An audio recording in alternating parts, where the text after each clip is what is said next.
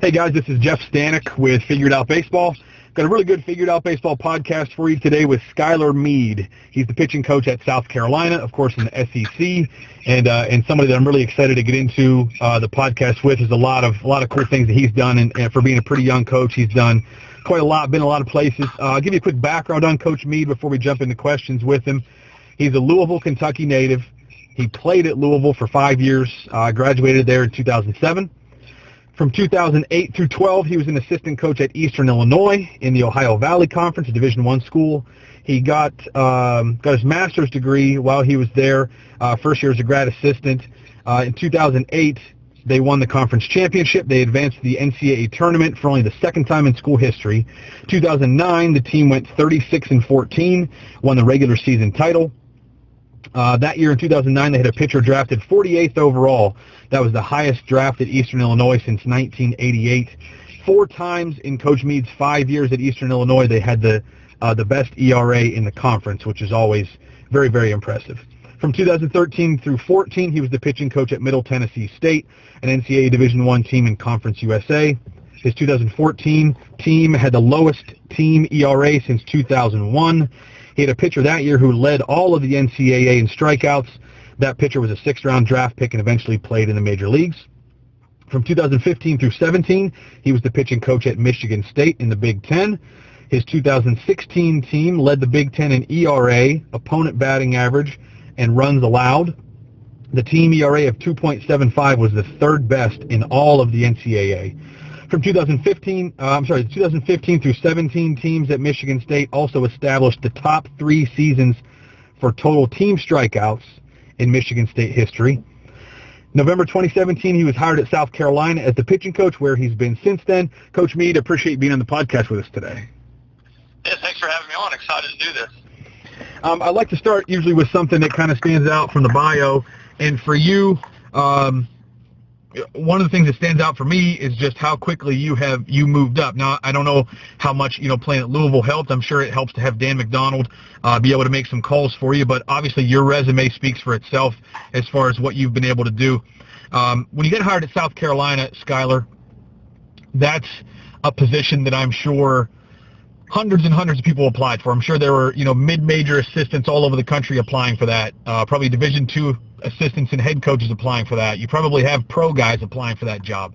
Alumni probably applying for that job. And I like to talk to guys that get jobs like that and just talk about what that process was like. Can you kind of take us back to that time when you were hired, maybe through the interview process, or even how you first kind of got your foot in the door, and ultimately how you ended up getting hired? Can we talk about that a little bit? Absolutely. No, it's a good question. I think everybody's got unique stories of how things went down. This one was very unique in the sense that, for people that don't know, Jerry Myers was pitching coach at South Carolina. He'd been there in 2 separate stints, and when Mark Kingston and the rest of his staff, now the staff I'm on, was brought into South Carolina in the summer of 2017, he kept Jerry on because Jerry's one of the most respected pitching coaches of all time. But Jerry that fall started having some health problems, and what ended up happening is he needed to step away from baseball in early November. So what the process was is, like everybody, I saw it on Twitter on like a Tuesday morning, like, holy crap, Jerry Myers retired. Like, that's crazy, So what happened for me was there's a mutual friend / coaching friend that I played with in college that had worked for Coach Kingston. And, and he just sent out a field, would you be interested? Of course, obviously the answer is yes, but at the same time, it's a weird dynamic. It's November, I'm coaching at Michigan State. I love our group. I love our team. We'd had a lot of success there. So, what ended up happening was I was reached out to by Coach Kingston and the rest of the group there, and did a couple of things on, like, I guess you could call them phone interviews. And, as things kind of materialized, it winded down to a couple people, and very fortunately, about 12 days into it, it's like, hey, can you and your wife hop on a plane and get down here for an interview? And, I get picked up from Tyson Lusk, our director of operations, who's the best in the country at what he does. And then Ray Tanner was also there, who's won 2 national titles, almost won a 3rd, and is the athletic director. And, 24 hours later, you're being offered the job there, and so it was very whirlwind in a sense, but it definitely had a lot of layers to it, how it all materialized. And look, your question's great because I think we all have luck. You know, there was probably a guy or two in there that maybe could have had the job, and for whatever reason it wasn't a fit, or they decided not to, and fortunately it worked out. It was tough to leave Michigan State and Coach Boss and Coach Sykes and those guys who I have great relationships with still to this day. But it's also an opportunity in the greatest league in the country at arguably one of the 3 to 5 best jobs in college baseball, and you just can't pass that up. No doubt about that. When I coached and Ray Tanner was the head coach and South Carolina was winning national championships, I mean, that was the mecca of college baseball at that time. And I've got to imagine with Coach Tanner being there, there's and obviously Coach Kingston, there's a lot to learn and a lot of really good people, good baseball people involved down there. Can you talk a little bit to people about the difference between levels? You know, you played at Louisville, but then as a coach, you were at Eastern Illinois, which, you know, I've been in that conference before. I have an idea what that's like. It's a very, you know, very mid-major Division I. You took a step up at Middle Tennessee State, another step up to go to Michigan State, and then, I mean, you're at about as high of a level you can get in college baseball now at South Carolina. Can you talk a little bit about the difference between those levels? You know, what happens as you move up levels? What is there at the higher levels that maybe the level you had before that didn't have? If that makes sense. Absolutely. I mean, one, just you break it down to simple, you know, dollars and cents. I mean, as you go through each one of those levels, there's more money on the line, whether that be in ticket sales, whether that be in travel expenses, recruiting expenses, you know, the technology in which you purchase at every single level. You know, starting out at Eastern Illinois, it was kind of crazy. I was 22, and I was the second assistant and was the pitching coach, had full autonomy with our pitching staff. And to this day, I don't think I'd have the career I had if Jim Schmitz didn't take a chance on me, which he did not have to do. You know, some 22-year-old kid who just played in Omaha like 2 weeks earlier, and he, you know, gave me a chance and said, just make my pitching staff better. And you know, he taught me, and just like many other assistants he's had, taught us very well about how to handle your business, how to be diligent, how to recruit, all those different things. So, you know, in Eastern Illinois, there was certainly a little bit of history at the place. There have been some good teams. We were fortunate to make our own waves and do things that had never happened. I mean, heck, Eastern Illinois was ranked nationally in the country. I mean, how did that happen? You know, when you look back at it, it was pretty incredible to be a part of that, have some really high draft picks, some kids do some good things. And so you move to Middle Tennessee State. It's a place that is very baseball rich. I mean, they've won 17 league titles throughout the Sun Belt and the OVC previously. You know, there's a little bit more budget, a little bit more recruiting, I guess kind of a landscape, if you will. Great experience there working with Jim McGuire, who's a great human being and was awesome for those 2 years to me and my wife. Then you go to Michigan State, you're in the Big Ten, and, you know, anybody that follows baseball right now, the Big Ten made a big push about 7-8 years ago within facilities, the Big Ten network, the coaching hires, the coaching salaries. So going up there, and it was I was very surprised, you know, about the passion they had for the sport of baseball throughout that league. You know, you look at places like Indiana, Nebraska, I think is one of the 5 best atmospheres in college baseball. People don't realize that. They need to see a game out there at Haymarket. It's incredible. But being a part of that whole thing was great. But then you get to the SEC, and it doesn't mean you have total, you know, carte blanche in terms of what you spend and what you do. But that being said, there are a lot of expectations. If you're going to spend money, and we're a program that our responsibility is to make some money, right? We have to sell season tickets. We have games at professional parks. We're expected to get, you know, to a certain amount of people. But if you don't win, there's a price to pay for that too. And so you know that going in, and the reality is you want people to be critical of what you're doing, whether it's patting you on the back when you're doing something good or ripping you like they tend to do when you don't do something good. But it's what I think helps you grow as a coach. And if you're someone like me that has aspirations of being a head coach down the road, I think it's what you need to learn at the highest level is being in this league in the SEC. I was at actually the first game ever played at the new South Carolina Stadium. I was coaching at Winthrop, and we opened the place up.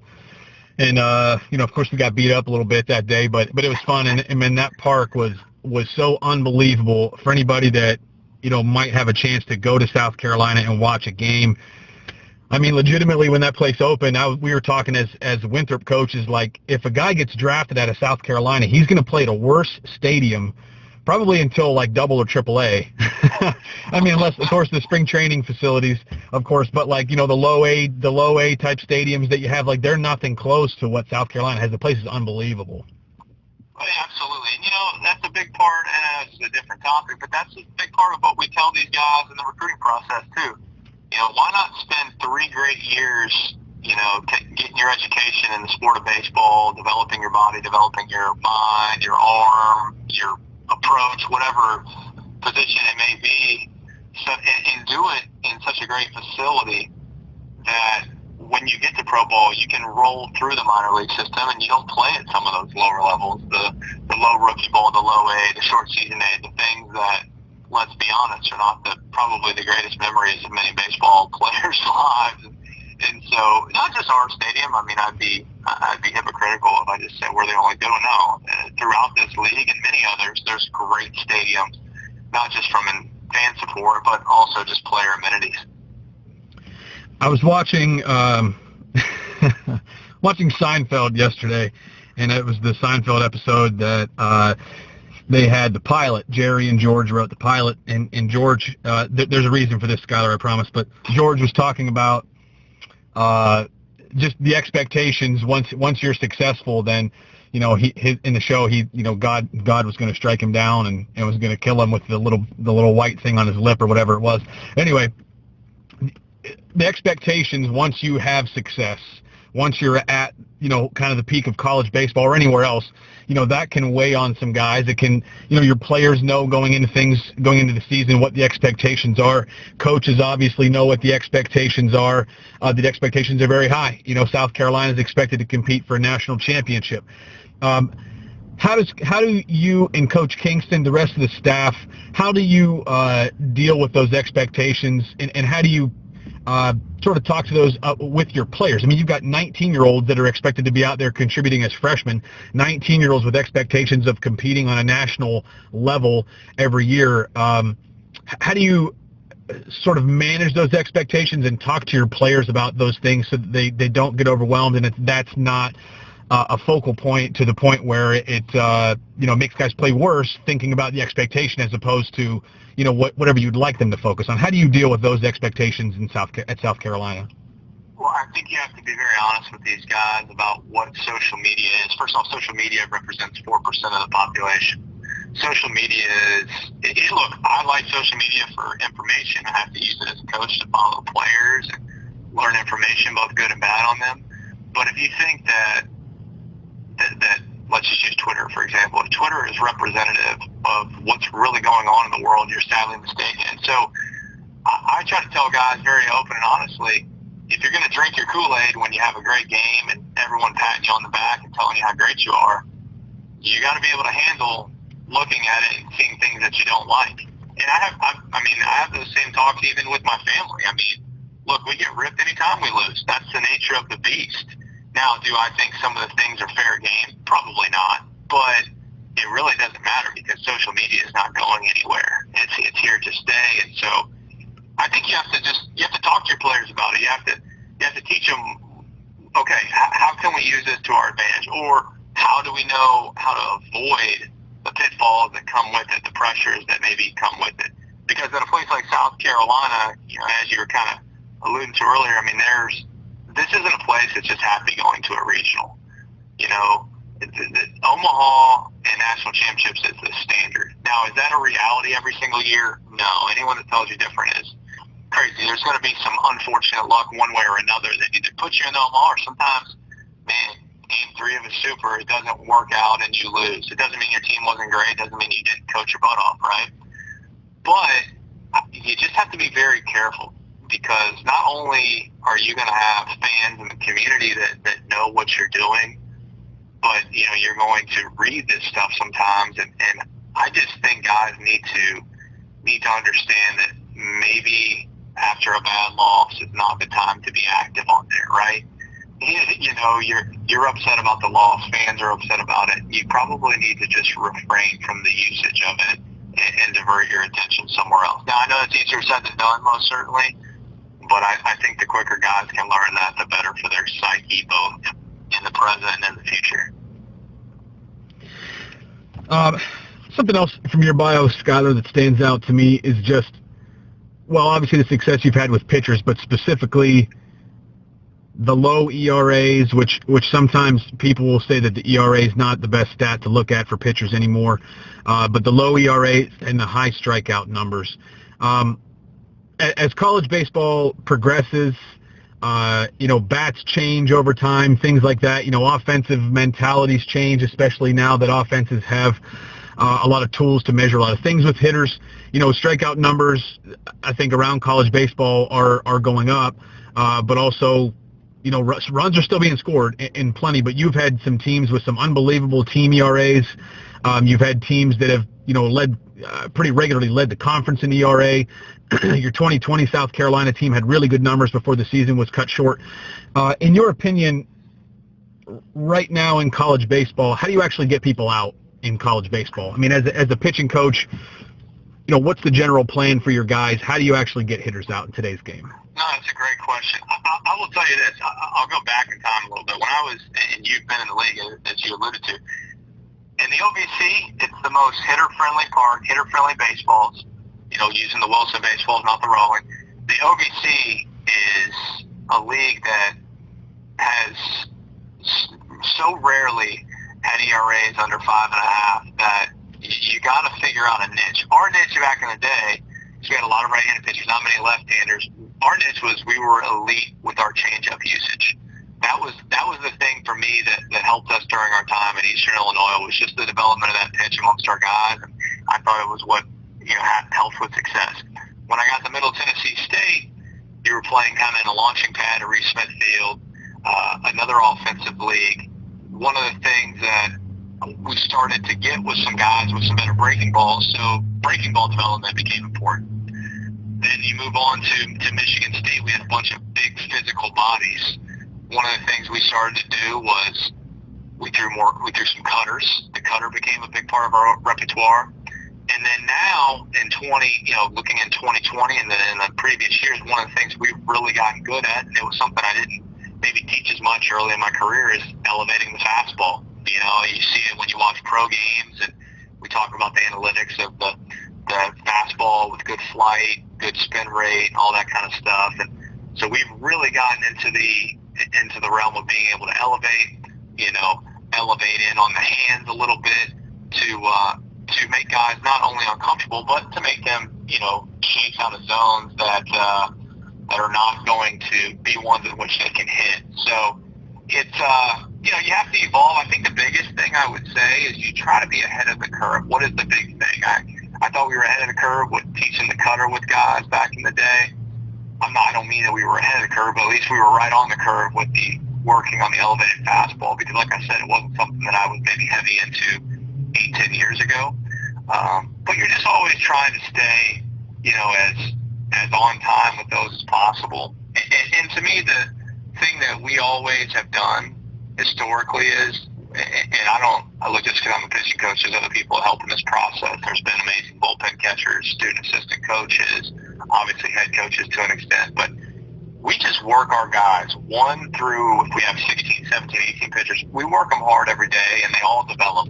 Doesn't mean every one of them is going to be, Cy Young, but inevitably they're going to get better, and some guys are going to really jump off and become superstars. Some guys are going to be just good mid-game relief guys, but we've done a good job just getting them the highest level that they're able to achieve. At those different places, it was kind of a different thing that sort of elevated the pitching staff. Did you have that plan going in? I mean, did you go from Eastern Illinois to Middle Tennessee and think that the changeup was going to be the thing there as well, and then sort of partway into your time there realized that we need to go a different direction because of the personnel you had, and same thing going from Middle Tennessee to Michigan State? I mean, how'd you kind of decide as a pitching coach, like, this is what's going to be the thing to help us to separate us from the rest of the pack, in the conference and in our region? I think personnel always has to be first and foremost. Let's just say you have a ton of guys with great breaking balls, and okay, how else are we going to get guys out right? So I think that was certainly a big part of it. On the other token, what I've always found is I try to look at a guy whose career changes, right? There's always going to be a guy. Sometimes it's just that guy may have nothing to do with the coaching. It may be just his natural development. But I try to look at those guys like a Michael Hoekstra, who was one of the best pitchers still to this day I've ever coached. But he kind of got into a rut his junior year where the breaking ball was okay, the changeup was good, the fastball was good, but all right, what else can we do? Well, the cutter became his pitch. A Christian Slasnick who wanted to throw a splitter, but once he developed the changeup, became a very solid left-handed pitcher. Zach Curtis adding a curveball to his repertoire. Paul Matura throwing a cutter. I could go down the list of our good guys, but they needed that additional thing. So when the best guys do it, sometimes you try to trickle it down to the next round of great guys and say, okay, look, this is why so-and-so is successful. I think you can do this same thing or something similar, and here's how we're going to do it. To kind of dig into that a little more, Skylar, I know we're kind of pressed on time here a little bit, but as you're looking at individual pitchers, how do you, as a pitching coach, and I'm coming to you as a hitting coach here, but how do you as a pitching coach decide or kind of come to the conclusion that, I think this pitch can work for you? Does that have to do with arm slots? Does it have to do with sort of the arm speed, the hand speed of different guys? Do you think this pitch or that pitch might work? Do you look at their spin rates and say, okay, because you have higher spin or low spin, I think this is the way for you to be the best pitcher that you can be? How do you sort of go about it from guy to guy to figure out, maybe with this pitcher, it's this 3-pitch mix that's going to work, but with this pitcher, it's going to be a different 3-pitch mix? How do you do that with obviously you have a lot of guys on staff? How do you figure that out from guy to guy? I think in 2020 and beyond, you certainly do utilize the metrics to an extent, the analytics on guys. But at the same time, I think your eyes, you still got to trust your eyes. And by that, I mean not only what you see them do, but what the hitter's reaction to what they do is. And to me, the fall is a massive time for that development. So I think, testing those things in the fall, seeing the reaction of the hitters, both good and bad. Sometimes you think something's going to work, and you sit against hitters, and you're like, oh, Lord, that didn't go so well. But I think you can't be afraid to tinker. Doesn't mean that we change everybody, but I think you got to be moving forward. If you look at big league pitchers, they always develop their repertoire throughout their career. Nobody stays the same. And so, you look at Roger Clemens, that used to be heavy with the fastball and the curveball, and later in his career, he was a forkball. Pedro Martinez used to rely on heavy heat. Then he started throwing cutters and more change-ups and a bigger angled breaking ball. To me, we got to stay ahead of the curve for them before it runs into a situation where they start getting lit all the time and we don't know how to make a change. When you talk about fall baseball, you're inter-squatting. I don't how many people know that. I don't know, but I think you guys are allowed to play a couple games in the fall now, but primarily the fall is it's inter-squads. And to a point, you have your hitters that are seeing the same pitchers over and over again. They've seen the same pitchers now maybe for several years, guys that are upperclassmen. How much stock do you put into the success? You said it falls a big time, to develop. How much stock do you put into what kind of a fall a guy has, as far as okay, his slider's been really good in the past, but it's getting hit in the fall a little bit here, but is that because guys have seen it so many times, or is it because it's not quite as sharp, or guys are maybe seeing it a little better for whatever reason? How much stock do you put into what you get in fall ball from the inter-squad games? Well, if they're really good, then we feel good about it. And if they really struggle, we just say, well, they're deceivable. I think you got to take fall for what it is.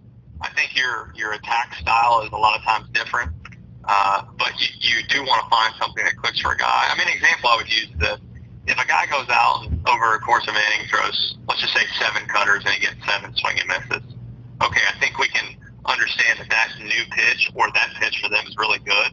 All right, well, what can we work on next?